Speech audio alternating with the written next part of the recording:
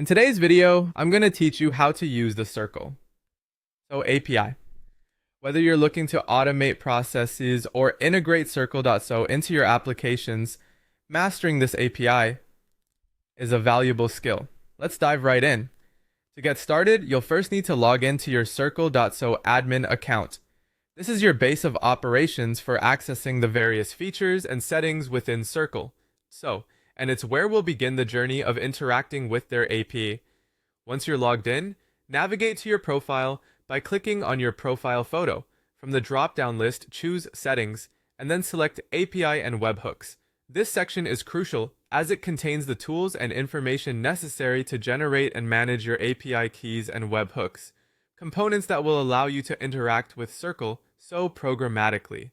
Next, you'll want to generate an API key, which acts like a secret password, allowing your applications to communicate securely with Circle. Click Generate API Key in the API and Webhooks section. Once you've generated your API key, make sure to copy it immediately. It's important to keep this key safe and confidential because anyone with access to your key can perform tasks in your Circle.so account. After securing your API key, take some time to read through the API documentation available on the Circle.so website. You'll find a link to the documentation on the API and Webhooks page. This documentation is an essential resource, providing detailed information on the API's available endpoints and how to use them effectively. Understanding what endpoints are available and what they do is critical to utilizing the API to its fullest potential. With your API key and a solid understanding of the documentation, it's time to start making API requests. You can use a REST client like Postman or opt for coding environments that you're comfortable with. These tools are designed to help you craft and test requests efficiently, ensuring you get the desired outcomes. For example, if you want to retrieve a list of spaces, use the GET request situated at https API Circle.so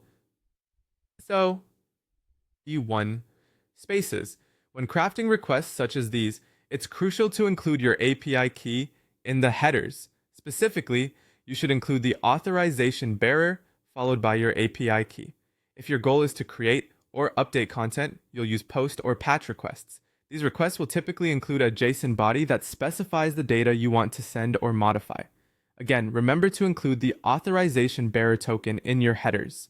Lastly, consider setting up webhooks if you want to trigger specific actions within your application in response to events on Circle.so. Go to the webhooks section, click Add Webhook, and then enter the URL where you'd like to receive webhook data.